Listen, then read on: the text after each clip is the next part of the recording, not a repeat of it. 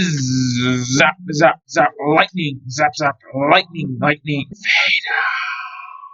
Hello everybody, it's me, the Lego Dude, and in today's video I will be doing a full breakdown of every Lego Star Wars set releasing this September. I've made several separate videos covering these sets, but now I'm putting it all into this one video. First up, we have the 75354 Coruscant Guard Republic gunship, which has 1,083 pieces and costs $140. The box art shows Coruscant, and the stripe on the box is orange to signify this set is based off the Clone Wars, which is also signified by the clone trooper on the bottom left corner of the box. Moving on to the minifigures, we have a complete set of new updated minifigures. Padme Amidala and Chancellor Palpatine, who was actually already leaked in pictures from the Star Wars Castaways video game months beforehand. We also get two shock troopers who are in general mostly good and very accurate, but include the same annoying helmet holes which really shouldn't be there. The last one is Commander Fox, who's probably the most disappointing minifigure in the set. Instead of a physical waistcape, there's a point which only covers a small sliver of the area it's supposed to. On top of that, the torso point is also inaccurate, with the large part that's supposed to be red being white instead. Another issue with the torso is that the part of the point which is supposed to be white and is shown as white on the box is actually a pinkish color on a lot of the actual physical minifigures. Overall, it still is a good minifigure, but it's really disappointing it isn't anywhere near as good as it should have been. Moving on to the gunship itself, it's much smaller than past versions of the gunship and still has a high price, which is very disappointing since the price increases and size decreases of a set seem to be far outpacing inflation, resulting in you paying even more for less. Since this is a Coruscant Guard gunship, it's not the standard color and is instead red. This is very interesting, but most people probably would have preferred the easily identifiable and iconic standard version of the gunship. The design of the gunship itself is solid, but there are several inaccuracies with it. The bubble turrets, which are supposed to be included on the wings, are instead replaced by stud shooters, and the doors, which are supposed to be double doors, are instead each just one big door which slide backwards. One big door provides for a cleaner look when closed, but it's still inaccurate. There's also a back door included, which is quite accurate, but since this gunship is shrunken, it looks a bit goofy. Right behind the nose of the gunship is a small compartment which you can store something inside of. There's no play fusers on top of the gunship like the past versions of it, but unlike the past versions, it has a handle to carry it around. Overall, this is a good set, but at full price, I just don't think it's worth it. Waiting until it goes 20% off seems the best option. Next up, we have the 75357 Ghost and Phantom with 1,394 pieces for $160. The box has the teal stripe and Ahsoka minifigure to signify it's based off the Ahsoka TV show, and the box art shows a space battle. Moving on to the minifigures, first up we have First Officer Hawkins, who's a solid minifigure but doesn't really have anything but some basic prints. Next up is Lieutenant Beta, who is by far the best minifigure in this set with great prints from head to toe and a molded Mon Calamari head. Next is Hera Syndulla and her son Jason Syndulla, who are also both solid minifigures. Finally, the last minifigure is Chopper, who is completely different to past versions and also includes back printing. In a $160 set, only getting 5 minifigures, 2 of which aren't even full minifigures, is disappointing. But all of the minifigures included are amazing, so it's not anywhere near as bad as it could have been. Moving on to the set itself, and starting off with the Phantom, it's shrunken compared to the last version and doesn't look as good, but it still gets the job done. It has a lot of stickers, which is annoying, and it also has a small compartment on the back which you can fit something inside of. It can fit one full-size minifigure in the cockpit, not just a short leg minifigure as was feared. It can be easily attached to the Ghost by snapping it into place on a stud in a Technic piece. Moving on to the Ghost now, it's extremely detailed and has absolutely knocked it out of the park. It has quite a few stickers, which is a bit annoying, but it also includes a lot of great brick built detail. The interior is also very detailed and is also quite spacious, with enough space to fit all the minifigures plus a few more from other sets. The cockpit piece is easily removable, allowing you to put a minifigure in it without a problem. The turret under it can be moved using a Technic beam on the bottom, which I think is a quite ingenious play feature. Also on the bottom is landing gear so the set doesn't lean over, and 2 loading ramps. On top of the ship is another removable section, which for young children works as imaginative play as another little ship, and for older children or adults makes the interior much more accessible and makes it easier to put in a minifigure. The only criticism I have for this part of the set is that the bubble turret doesn't turn, but that's really just a minor issue. You won't be finding this set on any shelves other than at the LEGO store since it's an online Amazon exclusive. Overall, if you buy this set at full price, I think it's definitely worth it, however I would wait until it's 20% off. Next up we have the 75362 Ahsoka's T6 shuttle with 599 pieces for $80. The box has a teal stripe and an Ahsoka minifigure in the corner to signify it's based off the Ahsoka TV show, and the box art shows space and a planet. This set has 4 minifigures, a brand new Ahsoka with a much more accurate headpiece, arm printing, and her lightsabers in a white frosted color, Sabine Wren, who is a good minifigure but doesn't include arm printing, which for this specific minifigure would have made a lot of sense, the lightsaber construction droid Hu Yang, who is in minifigure form, which is a first for a droid minifigure but has worked out amazing here with a lot of detailing able to be added, and the Inquisitor Maluk from the new Ahsoka show, which is another great addition. edition. A 5th minifigure would have basically made this minifigure selection perfect, but just these 4 are so amazing it's great as is. Moving on to the T6 shuttle itself, it's in a red and grey color scheme which looks great but seems to be inaccurate to the Ahsoka show based off what we can see in the trailers. The only interior is the cockpit, which can disappointingly only fit 1 minifigure, unlike the last version which could fit almost 3. The cockpit also serves as an escape pod, is printed, and right next to it is one of the main play features of the set, which is 2 stud shooters. The top side of the wings has an amazing amount of detail and only has a couple of stickers, which is great. The main body of the set is very secure and also includes 2 panels you can open for storage space, which small children can also use for imaginative play to pretend Hu Yang is repairing the ship. The back of the body of the ship has 4 engines and 2 small weapons, one of which is on both wings as well. Where this set kinda falls apart is when you flip it over. It has retractable landing gear, which is great, but for the bottom of the wings they didn't even try to do anything at all. It's just an unbroken void of the bottom of gray panels, which is very disappointing. The second main play feature of the set is the wings rotating 360 degrees, which is great, but if you plan on displaying it, you should probably make sure the gray side isn't showing. Overall, for $80, I think this set is a little bit overpriced, and waiting until it's 20% off would be the much better option, but at full price it's not that bad. Next up we have the 75364 New Republic Ewing vs Shin Hati's Starfighter with 1056 pieces for $110. The box has a teal stripe and Ahsoka minifigure to signify it's based off the Ahsoka TV show and has a background of space. This set has 5 minifigures: Morgan Elspeth, who's a good minifigure but doesn't really have anything other than some basic prints, Baylan Skoll, who has a lot of detailing and is definitely a great minifigure, Shin Hati, who like Morgan Elspeth only has some basic prints, Captain Porter, who is the best minifigure in this set with printing from head to toe, and the most unique astromech we've ever gotten in a bright yellow, gold, and blue color scheme. Overall, the minifigure selection is a bit of a letdown with only 4 actual minifigures in a $110 set. The ones included are really good, but it would have been much better with 1 or 2 more minifigures. Moving on to the build and starting with the Ewing, it's absolutely amazing. The white and blue color scheme works well and it's overall just designed really well. The cockpit is printed and the chair can be removed to reveal a small compartment where you can store Captain Porter's weapon. There's also stud shooters included and quite a bit of sticker detail, which is a minor annoyance. A big positive though is that it has retractable landing gear, which we hardly get in any sets these days, but when we do get it, it's always amazing. Moving on to Shin Hati Starfighter, it's also great. It has a really cool red and yellow color scheme with gray accents, and design-wise is quite similar to the N1 Starfighter or General Grievous's Starfighter. It's really detailed and only has a few stickers, which is great. On the bottom are some of the translucent round pieces to even it out when put down on a flat surface. Back to the top of the ship, there's 2 stud shooters and a pair of laser cannons on top of a panel you can remove for storage. In the storage compartment, there's also another panel you can remove to get access to another small compartment under it, which I think is really cool. The cockpit is printed and can fit 1 minifigure, and right behind it is another compartment with a clip you can store a lightsaber on. Overall, for $110, I think that this set is worth it. I would wait until it's 20% off, but at full price I still think it would be a good buy. Finally, the last set we have is the 75371 UCS Chewbacca buildable character with 2,319 pieces for $200. This is the only set out of this wave I would consider bad and is definitely going to be a meme over the next few years. The bandolier and bowcaster look amazing, but that's where the positives end. First, looking at the base, for some reason it has some gray pieces at the back and has indents on the sides as well, which just looks weird. The feet are attached to the stand and the rest of the Chewbacca is attached to the feet by ball joints. Chewbacca's fur is translated quite poorly into Lego, with it definitely being a complete failure. The Lego designers probably tried their best here, but there was just no way this was going to end well, so this is what we ended up with. Moving on to the part which is maybe not the worst, but definitely the creepiest, funniest, and largest fuel for memes all combined, we have Chewbacca's head. The eyes look extremely creepy and basically just stare into your soul. I knew that there was no way this would end well from the first rumors we got about this set, but seeing it is just surreal. With a $200 price tag, there is no way you should be buying this set whatsoever. If you find it on heavy clearance after it inevitably sells poorly, then maybe you should think about buying it, but other than that, there's no circumstances you should be buying it under. Your money would be much better spent on the other sets in this wave or something completely different. One more thing before I end the video, I didn't include the advent calendar on purpose since I didn't want to break down every little build in it, but in my opinion the 5 best builds in no particular order are the Stap, the Hailfire Droid, the N1 Starfighter, the Reindeer Gonk Droid, and the Speeder. And the best 2 minifigures are the Holiday Ewok and Palpatine in his holiday sweater. The basic information for the advent calendar is that it's numbered 75366, has 320 pieces, and will cost $45. Alright everyone, that is everything for today's video. Tell me your thoughts about all of the sets releasing this September in the comments section down below. What are your thoughts on the minifigure selections for these sets? What are your thoughts on the prices for these sets? What are your favorite and least favorite sets from this wave? And one last thing before you leave, please remember to hit the subscribe button, ring the notifications bell, and leave a like on the video. Bye!